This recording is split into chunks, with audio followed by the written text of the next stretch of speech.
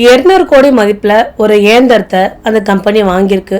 அந்த இயந்திரம் ஒழுங்கா ஓடாதால பெரிய நஷ்டத்தை அந்த கம்பெனி பார்க்க போகுது. அந்த இயந்திரம் ஒழுங்கா ஓடிச்சா அந்த இயந்திரத்தை யார் சரி பண்ணாங்க, வாங்க அந்த கதையை முழுமையா பார்க்கலாம். டெக்ஸான் ஆட்டோமொபைல்ஸ் இந்த கம்பெனி பெங்களூர்ல ஒரு பெரிய தலைமையிடமா இருக்கு. அந்த பில்டிங் பாத்தீங்கன்னா அவ்வளவு ஒரு லக்ஸரியஸான பில்டிங்கா இருக்கும். அதை பார்க்கும் போதே ரொம்ப ஆசையா இருக்கும். இந்த கம்பெனில வேலை செய்யலான்னு நிறைய பேரோட கனவாவும் இருக்கு. இந்த டெக்ஸான் ஆட்டோமொபைல்ஸ் என்ன தயாரிக்கிறாங்கன்னு பாத்தீங்க அப்படின்னா இன்ஜின்ஸ் எல்லாம் தயாரிக்கிறாங்க. பஸ் இன்ஜின், கார் இன்ஜின், கப்பலோட இன்ஜின், இப்படி பல்வேறு வகைப்பட்ட இன்ஜின்ஸ் தயாரிக்கிறாங்க.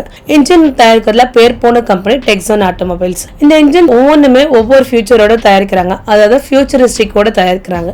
ஏஐ ஃபியூச்சர் எனேபிள்டோட தயாரிக்கிறதுனால இந்த டெக்ஸான் கம்பெனி ஒரு மிகவும் பிரபலமான கம்பெனியா இருக்கு பெங்களூர்ல. இந்த கம்பெனில வேலை கிடைக்காதுன்னு பல பேரோட கனவாவும் இருக்கு. அப்ப இந்த கம்பெனி என்ன பண்ணிட்டு இருக்காங்கன்னா ஒரு 200 கோடி மதிப்புல ஒரு என்ஜினை, ஒரு இயந்திரத்தை வாங்குறாங்க. இயந்திரத்தை வாங்கி ரன் பண்ணி பாக்குறாங்க. அந்த இயந்திரம் சில கோளாறுல என்ன ஆகுதுன்னா 15 நிமிஷம் தான் ஓடுது. 15 நிமிஷம் கழிச்சு அந்த இயந்திரம் நின்னுடுது. அந்த இயந்திரம் நின்னுடுது. இயந்திரம் நின்று ஒரு எரர் மெசேஜ் காமிக்குது. ஹார்மோனிக் டிஸ்டர்ப்ஷன் டிடெக்ஷன் சொல்லிட்டு ஒரு எரர் மெசேஜ் காமிக்குது. அப்ப நிறைய இன்ஜினியர்ஸ் வந்து பாத்துட்டு இருக்காங்க. நிறைய இன்ஜினியர்ஸ் கூப்பிட்டு இது என்ன இதுன்னு சரி பண்ணலாம்னு சொல்லிட்டு கூப்பிட்டு பாத்துட்டே இருக்காங்க. அப்ப அங்க உள்ள தலைமை அதிகாரி பிரியங்கா வராங்க. பிரியங்கா மிகவும் கண்டிப்பானவங்களா இருக்காங்க. அவங்களோட உடல் நேர்த்தியான உடல், மிகவும் கண்டிப்பானவங்க, தான் அந்த தலைமை அதிகாரின்ற ஒரு அகங்காரம் எல்லாமே இருக்கு. நிறைய பேர் பிரியங்காவை ரொம்ப புத்திசாலின்னு சொல்றாங்க. ஒரு சில பேர் இவளுக்கு ஒரு வேலையே இல்லை, எப்பவுமே திமிரோடவே இருப்பா. நிறைய பேர் அங்க ஊழியர்கள் எல்லாருமே அவளை பத்தி பேசிக்கிறாங்க. இருந்தாலும் என்ன பண்றாங்க அப்படின்னா ஹார்வர்ட் யூனிவர்சிட்டி, ஸ்டான்ஃபோர்ட் யூனிவர்சிட்டி இங்க இருந்து படிச்சவங்க எல்லாருமே என்ன பண்றாங்க, அந்த இன்ஜினை சரி பண்றதுக்காக ஆளுங்களை கூப்பிட்டுருக்காங்க. அந்த இன்ஜினியர்ஸ் எல்லாருமே வந்திருக்காங்க. அந்த இன்ஜினியர்ஸ் எல்லாருமே எதை கான்சென்ட்ரேட் பண்றாங்க பாத்தீங்கன்னா அதோட ஏஐ தொழில்நுட்பத்தை மட்டும்தான் கான்சென்ட்ரேட் பண்ணி பார்த்துட்டு இருக்காங்க. ஆனா அந்த இன்ஜின்ல உள்ள பிரச்சனை யாருமே பெருசா பார்க்கவே இல்லை. ரொம்ப நேரம் ட்ரை பண்றாங்க. ட்ரை பண்ணி அதுல உள்ள பிரச்சனை என்னன்னு அவங்களால கண்டுபிடிக்கவே முடியல. அந்த கம்பெனில துப்புரவாளர் பணியாளரா தீபக் மௌரியான்ற வேலை செய்யறாரு. தீபக் மௌரியா சின்ன கேபின்ல இருந்து பெரிய கான்ஃபரன்ஸ் ரூம் வரைக்கும் மாப் போடுறதுல இருந்து, கிளீன் பண்றதுல இருந்து, ஒரு கிளாஸ் உடைக்கிறது இருந்து எல்லா வேலையுமே ரொம்ப அழகா பார்த்துட்டே இருப்பாரு. அந்த கடந்த 4 வருடமா அந்த கம்பெனில தான் வேலை செய்யறாரு. இந்த கம்பெனி சில ஏற்றத்தாழ்வுகளும் பார்த்துட்டு இருக்கு. இவர் எல்லாத்தையும் பார்த்துட்டு தான் இருக்காரு. தீபக் மௌரியா கிட்ட ஒரு நல்ல அற்புதம் இருக்கு. என்ன அப்படின்னா ஒரு விஷயத்தை கூர்ந்து கவனிச்சா அதை சீக்கிரமா கற்றுக்கொள்ளக்கூடியவன். அவன் துப்புரவாளரா இருந்தாலும் அந்த மிஷின்ஸ் மேல ஒரு ஆசை. அந்த மிஷின்ஸ் மேல பார்க்கும்போது இதெல்லாம் எப்படி செய்யறாங்க அப்படின்னு சொல்லுவான். அப்ப அந்த இயந்திரத்துல பிரச்சனை நிறைய பேர் பேசும்போது தீபக் நிறைய இன்ஜினியர்ஸ் கிட்ட போய் சார் இது பிரச்சனையா இருக்கும், இதுதான் சார் இருக்கும் அப்படிலாம் சொல்லி பாக்குறாங்க. ஆனா இன்ஜினியர்ஸ் எல்லாருமே தீபக் மௌரியை பார்த்து கிண்டல் பண்றாங்க. நீ சாதாரண துப்புரவாளர், நாங்க எவ்வளவு தூரம் படிச்சுட்டு வந்திருக்கோம், எங்களாலேயே கண்டுபிடிக்க முடியல, ஒரு துப்புரவாளரா உன்னால என்ன கிழிச்சிட முடியும், போய் வேலையை பாரு அப்படின்னு சொல்லிட்டு ஒரு கேவலமா பேசி அந்த திட்டி அமைச்சிடுறாங்க.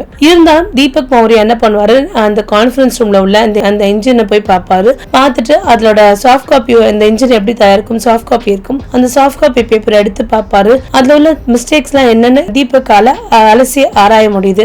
இருந்தும் தீபக் பேச்சு அங்க பெருசா யாரும் மதிக்கல. தீபக் இவ்வளவு இன்ட்ரெஸ்டா இருக்காரு பாத்தீங்க அப்படின்னா தீபக் தன்னோட 9 வயசுல தாத்தாவோடவும் அம்மாவோட வந்து சேர்ந்து வாழ்ந்திருக்காரு. தாத்தா தான் வீட்டு செலவு எல்லாமே பார்த்திருக்காரு. தாத்தா வந்து ஒரு கேரேஜ் வச்சிருந்தாரு. அந்த கேரேஜ்ல வண்டியோட பழுது பார்க்கிற விஷயத்தெல்லாம் பார்த்துட்டு இருக்காங்க.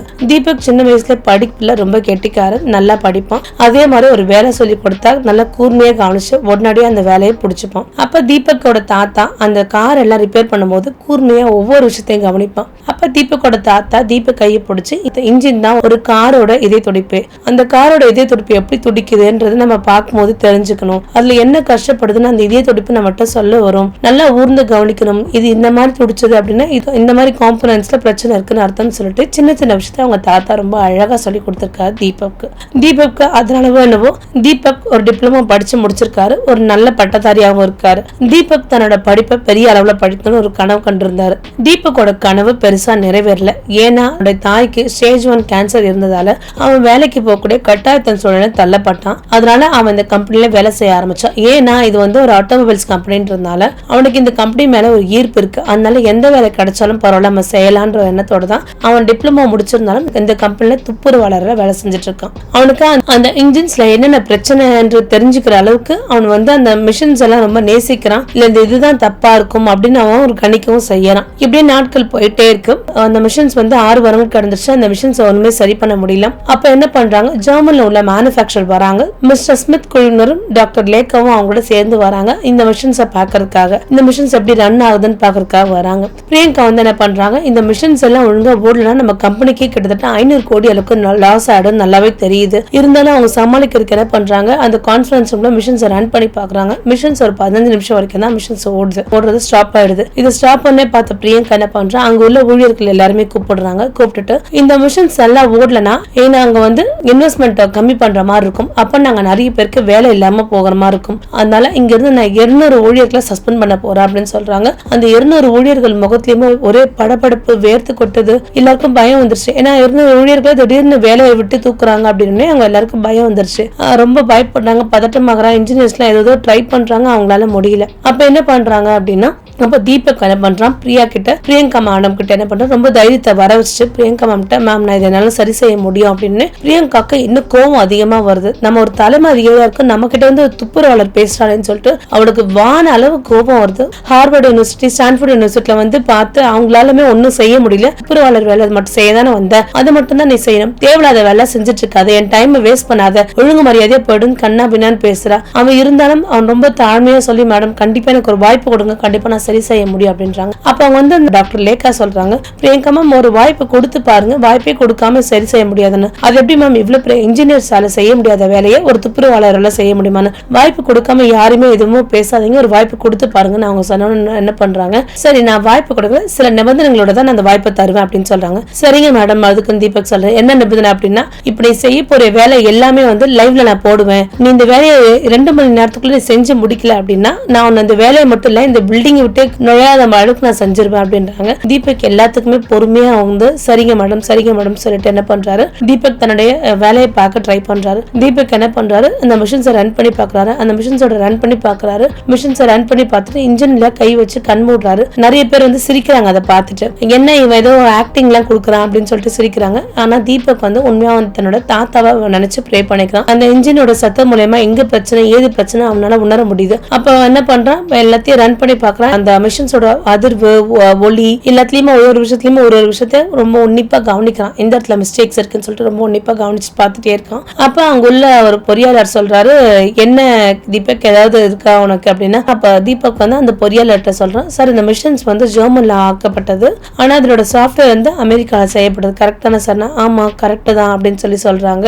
இதுல ஏதாவது மாற்றம் இருக்கா? இல்ல நீங்க சொன்னது கரெக்ட் தான், எந்த வித மாற்றமும் கிடையாதுன்றாங்க. டாக்டர் லேக்கா என்ன சொல்றாங்க, உங்களால கண்டிப்பா செய்ய முடியுமா, ஏன்னா உங்க வாழ்க்கையே ரிஸ்க்ல இருக்கு அப்படின்றாங்க. கண்டிப்பா என்னால செய்ய முடியும் மேடம் சொல்றாங்க. செய்ய முடிஞ்சிட்டு அந்த மிஷின்ஸை ரன் பண்ணி பாக்குறான். சவுண்டு எந்தெந்த இடத்துல மிஷின்ஸ் இருக்கு ஒரு இடத்துல நின்று கவனிச்சு உன்னிப்பா கவனிக்கிறாரு. அந்த மிஷின்ஸை ரன் பண்ணி சில சவுண்ட்ஸ் எல்லாம் வந்து பார்த்தோட என்ன பண்றாரு, அந்த இன்ஜின் வச்சிருக்க ரூம்குள்ள போறாரு. அந்த இன்ஜின் ரூம்குள்ள ஒரு சாஃப்ட் காப்பி இருக்கு. அந்த சாஃப்ட் காப்பியில வந்து மேனுவல் மாதிரி இருக்கு. அந்த மேனுவல் எடுத்து பாக்குறாரு. எந்தெந்த இடத்துல என்னென்ன இருக்குன்றத நல்லா உன்னிப்பா கவனிக்கிறாரு. அந்த சாஃப்ட் காப்பியை பார்த்துட்டு வெளியில வராரு. வெளில வந்துட்டு டாக்டர் லேக்கா உங்களுக்கு ஏதாவது தெரிஞ்சுதா அப்படின்னு சொல்லிட்டு தீபக் பார்த்து கேக்குறாங்க. எனக்கு தெரிஞ்சது மேடம் அப்படின்றாங்க. அப்படியே என்ன தெரிஞ்சது உங்களுக்கு மேடம்? இந்த மிஷின்ஸ் வந்து ஒவ்வொரு பார்ட்ஸ்மே ஜெர்மன்ல உருவாக்கப்பட்டது, ஆனா அமெரிக்கால சாஃப்ட்வேர் பண்ணிருக்காங்க. சில வேறுபாடுகள் இருக்கும், ஆனா அதுல வந்து ஜெர்மன் அமெரிக்கா சாஃப்ட்வேர் கோட்ல அதை வந்து அவங்க வந்து கரெக்ட் பண்ணாம அவங்களோட சாஃப்ட்வேர் எப்படி இருக்குமோ அப்படியே தான் பண்ணிருக்காங்க. சின்ன சேஞ்சஸ் இருக்கு, இந்த சின்ன சேஞ்சஸ் பண்ணா மிஷின் சரியாயிடும் அப்படின்றாங்க. நிஜமா சொல்றீங்க? ஆமா மேடம் அப்படின்னு சொல்றாங்க. கொஞ்ச நேரம் டைம் எடுக்கிறாங்க.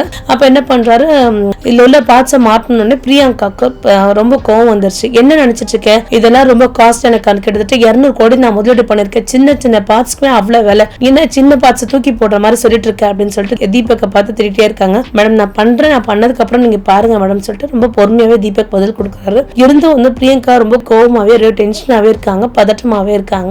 அப்ப என்ன பண்றாரு, அப்ப தீபக் நிறைய மிஷின்ஸ் எல்லாம் தாண்டி போறாரு. ஒரு டிஸ்பிளே மாதிரி இருக்கு, அதை எடுத்துட்டு வராரு. அப்ப மறுபடியும் பிரியங்கா, இதை எடுத்துட்டு போய் போட போறியா, இது சாதாரண பிளேயர், இதனால என்ன செஞ்சிட முடியும் அப்படின்னா, மேம் நான் கொஞ்ச நேரம் வேலை செய்யறேன், செஞ்சு முடிச்சதுக்கு அப்புறம் ஒர்க் ஆகலன்னா நீங்க என்ன கேளுங்க, நீங்க எனக்கு டைம் கொடுத்துருக்கீங்க, அந்த டைம்குள்ள நான் முடிக்கணும் அப்படின்னு சொல்றாங்க. சரின்னு சொல்லிட்டு பிரியங்கா அமைதியாடுறாங்க. அப்ப தீபக் என்ன பண்றான், அங்க உள்ள மிஷின்ஸ் இல்ல, அங்க உள்ள ஒரு பார்ட்ஸை கழட்டிட்டு என்ன பண்றான், கழட்டிட்டு இந்த டிஸ்க போடுறாங்க. அங்க உள்ள எல்லாம் கிட்ட எக்ஸ்பிளைன் பண்றான். என்ன அப்படின்னா, இல்ல ஜெர்மன் தயாரிப்புலால இது ஆனது, இதுக்கு ஏத்த மாதிரி வந்து சாஃப்ட்வேர் பண்ணல, நான் வந்து இந்த சாஃப்ட்வேருக்கு ஏத்த மாதிரி இந்த பார்ட்ஸை மட்டும் நான் மாத்திருக்கேன் அப்படின்னு சொல்றாங்க. அதாவது இந்த சாஃப்ட்வேருக்கு ஏத்த மாதிரி அந்த மிஷின் ரன் பண்ண முடியல, இப்ப இந்த சாஃப்ட்வேருக்கு ஏத்த மாதிரி இந்த மிஷின்ல ஒரு சின்ன மாடிஃபிகேஷன் செஞ்சிருக்கேன். இதனால வந்து அதிர்வு அளவுகள் கம்மியாகும். இந்த அதிர்வு அளவுகள் கம்மியாகிறதால இந்த இன்ஜின் ரன் ஆகும் அப்படின்னு சொல்றாங்க. கோவம் உச்சக்கட்ட கோவம் என்னென்னமோ மாத்துறானே, மாத்துறதால மிஷின்ஸ் இன்னும் கெட்டு போக போதும், இன்னும் இதனால பெரிய நஷ்டம் அடை போதுன்னு பயப்படுறாங்க. இல்ல ஸ்மித்தும் பார்த்துட்டு இருக்காரு. ஸ்மித்தும் வந்து இவர் சொல்றது கரெக்ட் தான், நிறைய விஷயத்த ரொம்ப அழகா தெளிவாகவும் சொல்றாரு, அதிர்வுகளை ஒளியும் வச்சு இவ்வளவு அழகா கண்டுபிடிச்சிருக்காரு பாருங்க அப்படின்னு சொல்றாங்க. கண்டிப்பா அது ஒர்க் அவுட் ஆகும் ஸ்மித்தும் நம்புறாரு. அப்ப இது என்ன பண்றாங்க, மிஷின்ஸ் எடுத்து என்ன பண்றாங்க, ரொம்ப கவனமா என்ன பண்றாங்க, அங்க உள்ள ஒரு பார்ட்ஸை கவனமா எடுத்து ரிமூவ் பண்றாரு. ரிமூவ் பண்ணிட்டு இவர் கையில வச்சிருந்த ஒரு சின்ன ஒரு டிஸ்க் மாதிரி உள்ள ஒரு பார்ட்டை ரீப்ளேஸ் பண்ணி வைக்கிறாரு. ரீப்ளேஸ் பண்ணி வச்ச உடனே அங்க உள்ள எல்லா ஊழியரோட கண்ணுமே தீபக் மேலதான் இருக்கு. இந்த மிஷின் ரன் ஆகுமா ரன் ஆகாதா அப்படின்னு சொல்லிட்டு ரொம்ப உன்னிப்பாவும் கவனமாவும் பார்த்துட்டே இருக்காங்க. அப்ப என்ன பண்றாங்க அப்படின்னா, இந்த ரீப்ளேஸ் பண்ணி போட்டு ஃபிக்ஸ் எல்லாம் பண்ணிடுறாரு தீபக்.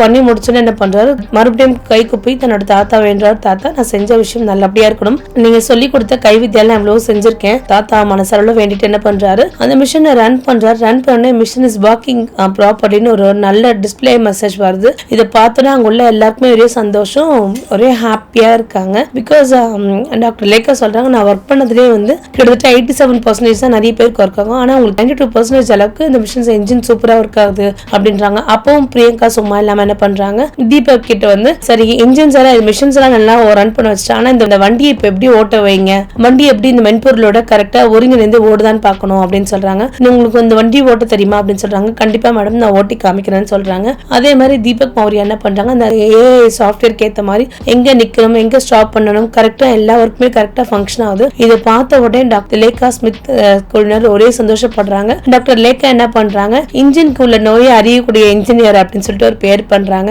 அவங்களுக்கு ஒரே சந்தோஷமா இருக்கிறாங்க. அடுத்த ஸ்மித் குழுவினர் என்ன பண்றாங்க, அடுத்து எங்களோட ஐரோப்பிய குழு ப்ராஜெக்ட் இருக்கு, அந்த குழு ப்ராஜெக்ட்ல உங்களை தலைமையா போடுறோம் அப்படின்றாங்க. ஒரே சந்தோஷப்பட்டுட்டு பார்த்துட்டு இருக்காங்க. அது மட்டும் இல்லாம அந்த கம்பெனியோட ஸ்டாக்ஸ் எல்லாம் கீழே சரியக்கூடிய நேரமா இருந்தது. இந்த கம்பெனியோட ஸ்டாக்ஸ் இப்ப இன்னும் 20% ரொம்ப அதிகமாவே போயிட்டு இருக்கு.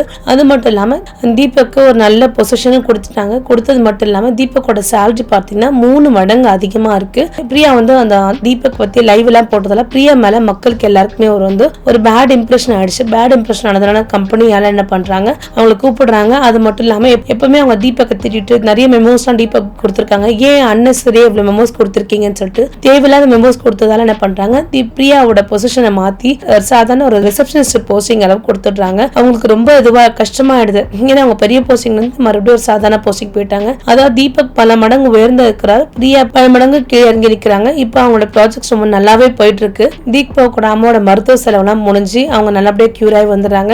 தீபக்கு சொந்தமா ஒரு வீடு வந்துடுது, கார் வந்துடுது, ஆபீஸ்ல தனியா ஒரு கேபின் கொடுத்திருக்காங்க. தீபக் அந்த கம்பெனியோட ஒவ்வொரு ஊழியருக்கும் ஒரு ரூல்ஸை மாத்துறாரு. இந்த ரூல்ஸை கடைபிடிச்சு நீங்க வேலை செஞ்சீங்கன்னா நல்லபடியா நம்மளால அச்சீவ் பண்ண முடியும் அப்படின்றாங்க. தீபக் ஒரு நாள் என்ன பண்றாங்க, நல்ல ஒரு பொசிஷனை தீபக் அடைஞ்சிட்டாரு. அந்த தீபக்கோட வீட்டுல வந்து அவங்க தாத்தாவோட படத்தை வச்சு அவங்க தாத்தாவை நினைச்சு வணங்குறாரு. ஏன்னா அவங்க தாத்தா இறந்த போது நிறைய இன்ஜினியர்ஸ் மெக்கானிக்ஸ் எல்லாருமே வந்திருந்தாங்க. ஏன்னா அவங்க தாத்தாவோட வேலை வந்து அவ்வளவு அற்புதமா செஞ்சாரு. அவங்க தாத்தாவோட வேலையால தான் இன்னைக்கு தீபக் இந்த நிலைமையில இருக்கிறதால எப்பவுமே தாத்தா வணங்கிட்டு தான் எந்த வேலையுமே செய்வான். பிரியா என்ன பண்றாங்க அப்படின்னா ஒரு நாள் தீபக்கோட வீட்டுக்கே போறாங்க.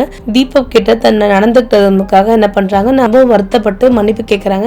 தீபக் கிட்ட கேட்கறாங்க, எப்படி தீபக் நீங்க வந்து ஒரு மிஷன்ஸ் எவ்வளவு அழகா செஞ்சீங்க அப்படின்னா, நம்ம மிஷன்ஸ் வந்து நான் நேசிக்கிறேன், மிஷன்ஸோட லாங்குவேஜ் நான் புரிஞ்சுக்கிறேன், அந்த மாதிரி மனுஷங்களோட லாங்குவேஜ் நம்ம புரிஞ்சுக்கிட்டா அவங்கவுங்களையும் நம்ம ஹேண்டில் பண்றது ரொம்ப ஈஸியா இருக்கும். அவங்க என்ன நினைக்கிறாங்க அவங்களோட ஃபீலிங்ஸோட நம்ம பார்த்து புரிஞ்சுக்கணும். அப்பதான் நம்ம எல்லாரையும் ஹேண்டில் பண்ற விதம் ரொம்ப நல்லாவே இருக்கும். அவங்கவுங்களுக்கும் சில ஃபீலிங்ஸ் இருக்கும், ஒவ்வொன்றுத்தையும் ஒரு விதமா நம்ம புரிஞ்சுக்கணும் அப்படின்றாங்க. இதை புரிஞ்சுட்டா வாழ்க்கை ஈஸி ஆயிடும் அப்படின்றாங்க.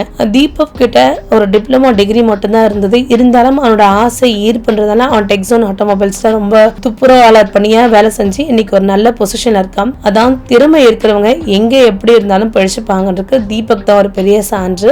படிப்பு அங்க பெருசா இல்லைனாலும் அவனோட திறமையெல்லாம் அவன் சிறப்பா வென்றுக்கு வந்துட்டான். அது மட்டும் இல்லாம அவனோட சம்பளம் பாத்தீங்கன்னா 3 மடங்கு அதிகமாக வாங்கிட்டு இருக்கான். திறமையான விஷயத்துக்கு எல்லாரோட திறமைக்கே இன்னைக்குமே வேல்யூ இருக்குன்றது தீபக்கோட கதையில தான் நம்ம தெரிஞ்சுக்கலாம். மீண்டும் ஒரு நல்ல கதையில் சந்திக்கிறேன். நன்றி, வணக்கம்.